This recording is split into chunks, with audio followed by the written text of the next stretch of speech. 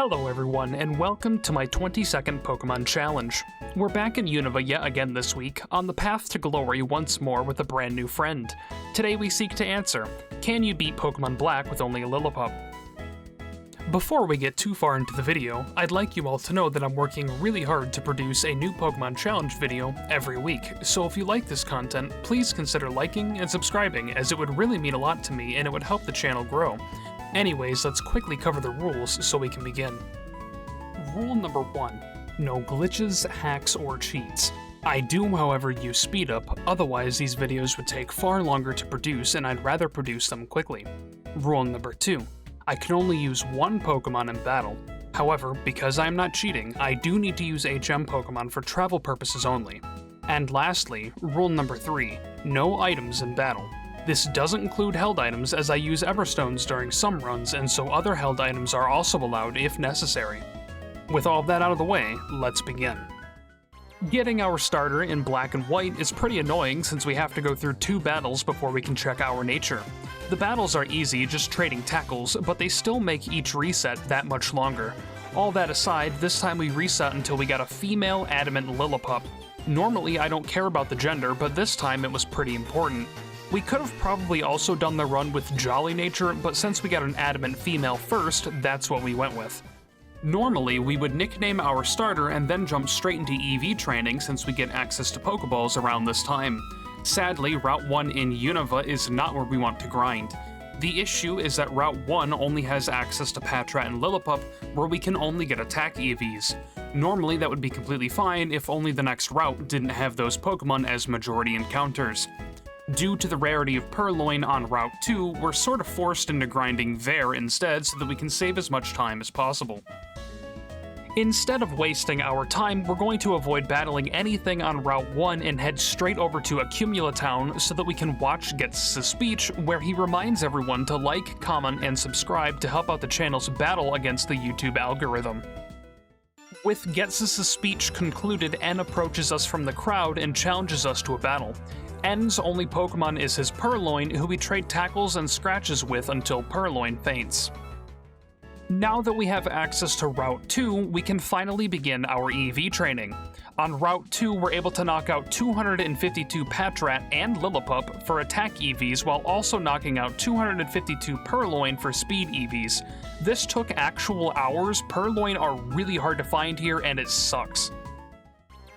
Finally, we're able to leave Purloin Purgatory, but we're stopped by Bianca, who insists on battling us before we leave Route 2. Bianca leads with her own Lillipup, who we knock out with a single tackle. Bianca's last Pokemon is her Snivy, who can't noodle their way out of our next tackle and faints immediately. Upon arriving in Striaton, we head over to the trainer school for a battle with Charon. Charon leads with his Oshawott, who we tackle into the stratosphere.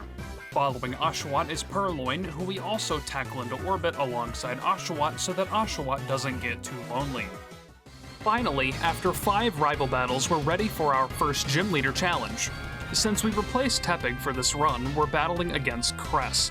Cress leads with his own Lillipup, who we annihilate with a crit tackle. Cress's last Pokemon is his Panpour, who is also obliterated by our tackle. With our first gym badge in our possession, we move onward towards our next battle, that being yet another rival confrontation with Charon. Charon leads with his Oshawott, whom we knock out with tackle. Charon's last Pokemon is his Purloin, who we put in the dirt with another tackle.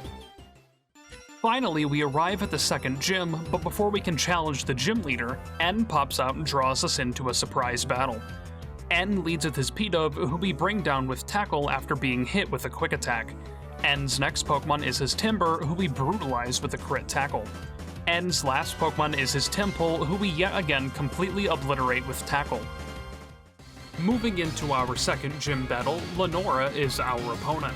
Lenora leads with her Herdier, who lowers our attack with Intimidate. We start off by using Crunch, getting a defense drop while Herdier uses Takedown. On the next turn, Lenora heals up Herdier, but this time our Crunch knocks out Herdier. Lenora's last Pokemon is her Watchog, who we hit with Crunch for about half of its health before we're hit with Retaliate, but we don't take as much damage as I thought we would, and we're able to knock out Watchog with another Crunch. With no rival battles between the second and third gym, we're able to challenge Berg right after our battle with Lenora. Berg leads with his Whirlipede, who we use Work Up against before we're hit with Poison Tail. On the next turn, we use another Work Up, and this time Whirlipede uses Screech to lower our defense. Finally, we crunch Whirlipede with a crit to knock it out immediately. Berg's next Pokemon is his Dwebble, whose shell cannot protect it from our devastating crunch. Berg's last Pokemon is his Leavanny, who we also hit with Crunch, managing to take it down easily. We got lucky between the second and third gym, but we're back to our regularly scheduled rival battles now. Bianca stops us on our way to the fourth gym, challenging us to a battle. Bianca leads with her Herdier, who lowers our attack with Intimidate. We start off by using Work Up, and then Herdier answers with an Odor Sleuth. On the next turn, we use another Work Up, and then Herdier uses Takedown. Another turn, another Work Up, another Takedown, but this time Herdier got a crit. We then finally strike back with Crunch, one-shotting Herdier. Up next is Munna, who we obliterate with Crunch. Bianca then sends out her Servine, who meets its end at our Crunch, just like the others. Bianca's last Pokemon is her Panpour, who is the last victim of our crunching spree. A few steps away from our battle with Bianca, we find Cheren waiting for us within a sandstorm. This would have been a great idea if Cheren had any Pokemon that were actually good in a sandstorm. Anyways, Cheren leads with his Pidove, who we immediately knock out with a Tackle. Up next is Daywott, who we also tackle but fail to knock out, meaning that Daywott can eat its berry and strike us with Razor Shell. On the next turn, we're finally able to bring down Daywott with another Tackle. Cheren's next Pokemon is his Pansear, who we also bonk with Tackle. Cheren's last Pokemon is his Liepard, who we hit with Tackle, causing it to faint instantly. We then ride the Ferris wheel with N, where he reveals that he is the king of Team Plasma. As we get off the Ferris wheel, N challenges us to a battle. N leads with his Sandile, who's the first victim of the run to return. N's next Pokemon is his Scraggy, who also falls to return. N then sends out his Darumaka, but this poor little bean guy gets squished by our return. N's last Pokemon is Sigilith, who we crunch into nothing, knocking it out. Back into our gym challenge, our next opponent is Elisa. Normally, Elisa is pretty annoying with her static Emolga, but let's see how this goes. Elisa leads with her first Emolga, who we brutalize with a crit return to knock it out. Elisa then sends out her second Emolga, who we also easily knock out with return, but sadly we're paralyzed by static. Elisa's last Pokemon is her Zebstrika, who is able to outspeed us now that we're paralyzed. We're hit with Spark, and sadly we don't get to attack this turn, so then we're hit with Spark again before we're able to land a return for a one-shot. As we leave Nimbasa, Cheren stops us before we get our hopes up. Cheren leads with his Liepard, who hits us with Fake Out, meaning that we have to stifle our rage for a turn. Thankfully, we're able to completely crush Liepard on the next turn with return. Cheren then sends out his Daywott, who is annihilated by our crit return. Cheren's next Pokemon is his Pansear, who is also obliterated by our return. Cheren's last Pokemon is his Tranquil, who detects our first return and then hits us with Quick Attack before we're finally able to bring down Tranquil. Our next battle is against Clay, our fifth gym battle. Clay leads with his Krokorok, who we take out immediately with a crit return. Clay's next Pokemon is his Palpitoad, who we beat down with another return. Clay's last Pokemon is his Excadrill, who is the first Pokemon to tank one of our returns, and then it hits us with Bulldoze to lower our speed. On the next turn, Excadrill outspeeds us and uses Rock Slide trying to get a crit, but we're still able to land our next return and end the battle. On our way out of Driftvale, it turns out that Bianca has caught up to us and wants another humbling battle. Bianca leads with her Herdier, who lowers our attack with Intimidate. We start off by using Work Up, while Herdier also uses Work Up. On the next turn, we again use Work Up, but Herdier uses Takedown for about half of our health. We then finally strike Herdier with Return, taking it out instantly. Bianca's next Pokemon is her Panpour, who faints immediately after being hit with the power of our friendship. Bianca then sends out her Servine, who we crit with Return into the Great Beyond. Bianca's last Pokemon is her Musharna, who we crunch into oblivion, winning the battle. We press onwards towards our next gym battle, but we run into N in Chargestone Cave. N challenges us to a battle, and he leads with his Boldore. We start off by using Return for about half of Boldore's health, while Boldore uses Iron Defense. On the next turn, we go for another Return, but sadly we fail to knock out and we're hit with Smackdown. One turn later, and we're finally able to bring down Boldore with another Return.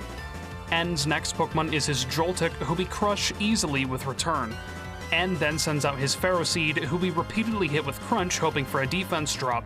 We do actually get one before we're hit with Metal Claw, and then another right after where Ferroseed misses Metal Claw, but it still took 4 crunches and several Iron Barbs procs to take down Ferroseed. N's last Pokemon is his Clink, who we're thankfully able to bring down with a single return. We meet Skyla, who promises with all of her heart that she saw a YouTube video showing that if we ring this bell, a legendary Pokemon will appear. I don't know if I believe her. Let's see if she's telling the truth. I'm a bit mad that Skyla lied to us, so we sprint back to her gym and challenge her to a battle. Skyla leads with her Swoobat, who we very easily knock out with Crunch. Up next is Unpheasant, who we're able to bring down with a single return. Skyla's last Pokemon is her Swanna, who was quite tanky, but despite that, we're still able to bring it down with the power of friendship. Naturally, since we got another gym badge, we have another rival battle. This time, Charon sprints up to us and refuses to let us leave until we battle him. Charon leads with his Unpheasant, who we immediately beat down with Return. Charon's next Pokemon is his Daywott, who hits us with Aqua Jet before we answer with Return for a one-shot. Charon then sends out his Semi-Seer, another victim of our Return. Charon's last Pokemon is his Liepard, who I guess didn't learn from before that Fake Out can't save it from the little monster that is my Lillipup.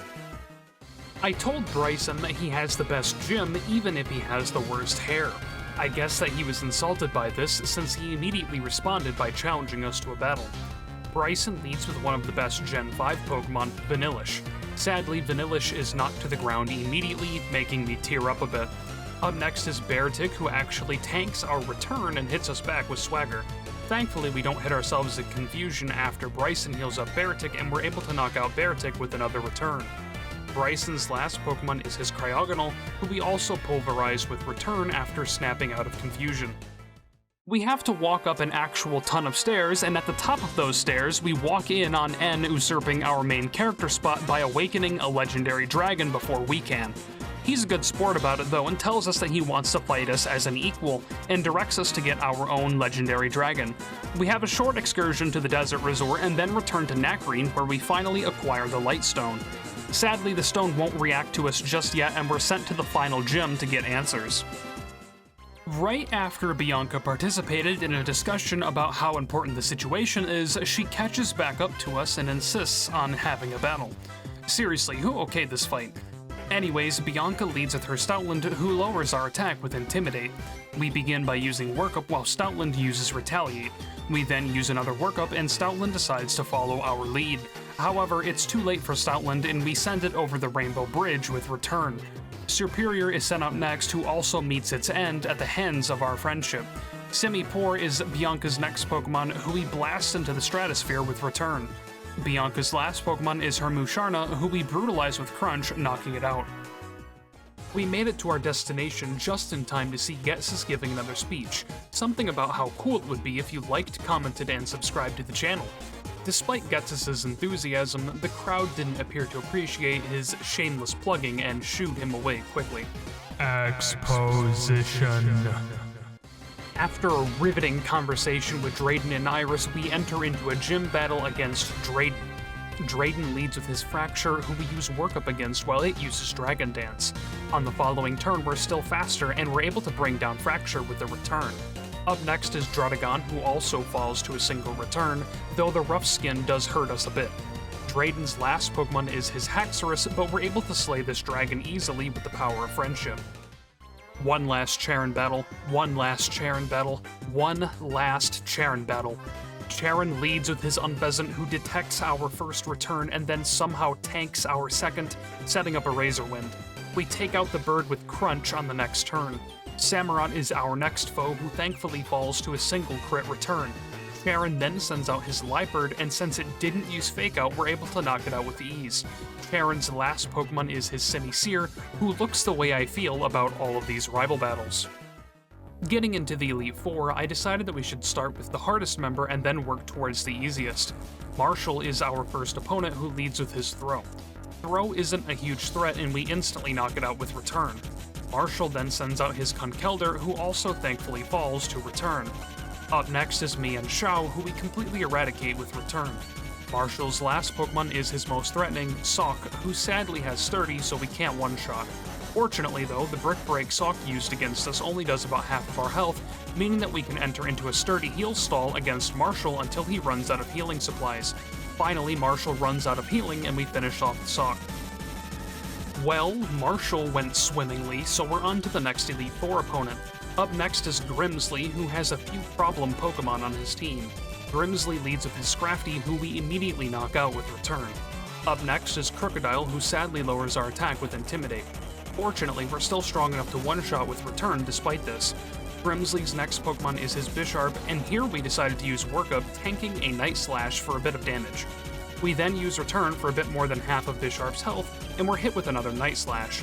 Finally, we finish off the Bisharp with one last Return. Grimsley's last Pokemon is his Liepard, who hits us with Fake Out to try stalling for time, but as usual, it amounts to nothing and we one-shot it on the next turn. Moving into our third Elite Four battle, I figured that Caitlyn would be the most difficult between the two remaining opponents, so here we are. Caitlyn leads with her Reuniclus, who we immediately take out with Crunch before it can annihilate us with Focus Blast. Yeah, don't ask about that. Up next is Sigilith, who we also crunch into oblivion. Gothitelle is up next, who also meets its end at the hands of our devastating Crunch. Caitlyn's last Pokemon is her Musharna, but not even the power of hopes and dreams can stop us now. The last Elite Four member that stands between us and our championship battle is Chantal, who has a few tricky Pokemon on her team. Chantal leads with her Cofagrigus, who we immediately put to rest with Crunch, though our ability is overwritten with Mummy. Chantal's next Pokemon is her Golurk, who we bring down with a single Crunch to the ankles. Up next is Chandelure, who is also a very easy one-shot with Crunch, though sadly we're burned by Flame Body, meaning that our attack is lowered. Chantal's last Pokemon is her Jellicent, who we're unable to one-shot now since our attack is lowered, and then we're hit with Surf. Chantal heals on the next turn, and again we fail to knock out with Crunch. Again, Chantal heals, but this time we get a higher damage roll and manage to bring down Jellicent at long last. Just as we get ready for our championship battle, we find that N is still usurping our main character title and has already defeated Alder, meaning that N is now the champion of Unova. He then raises a giant castle from the ground and it's a huge thing, so we chase after him. We enter into N's throne room and seek to have a battle, but then Zekrom and Reshiram do their JoJo poses at each other and we're forced to catch Reshiram before our battle can proceed. Don't worry though, I had a full team of Pokemon to prevent Reshiram from being added to our party and disrupting our run. Now that we're on even terms with N, we can begin our last battle against him. N leads with his legendary dragon, and we lead with our childhood pup.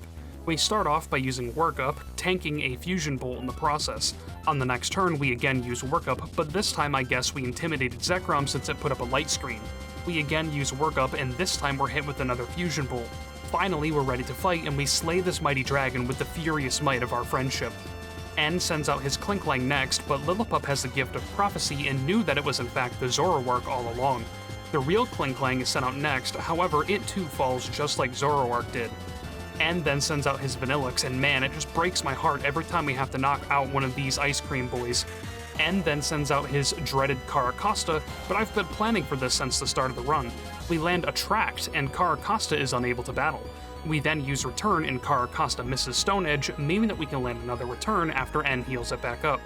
Finally, one more Return brings down Caracosta.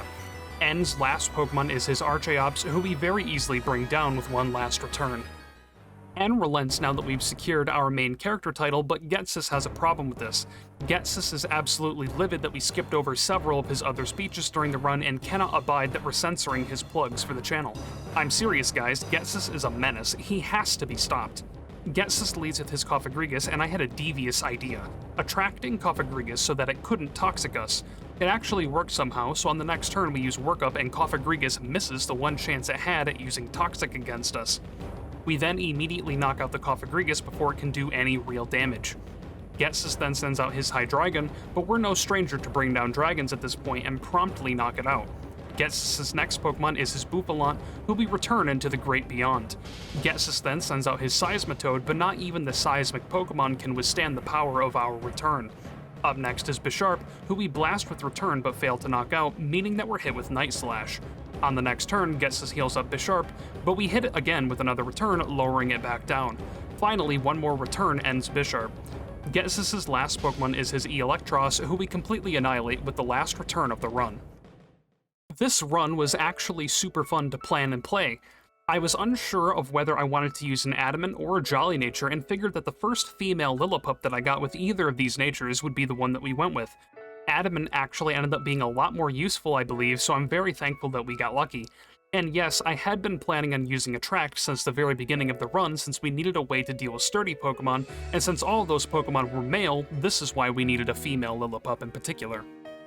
The final time for this run was 19 hours and 47 minutes, which puts Lillipup in second place only behind Snivy. I'm actually shocked that this was the case since I had figured that it would have been closer to Patrat since they're sort of the same in terms of stats and move pool, but this is a pleasant surprise to be sure. Before we end things off here, I wanted to let you all know that I stream this run over on Twitch, which I plan on doing weekly. Also, if you like this video, please feel free to leave a like, a comment, and subscribe as it would help me out a lot. I've got new Pokemon Challenge videos coming out weekly, so if you like this video, there are plenty more to come. If you'd like, feel free to leave a comment to let me know how you felt about the video since I love seeing what you guys think about my content. If you're interested in hanging out, feel free to follow the link below to either my Twitch, my Discord, or my Twitter if Twitter is still around when you're watching this video. This has been Shro, and thank you for watching.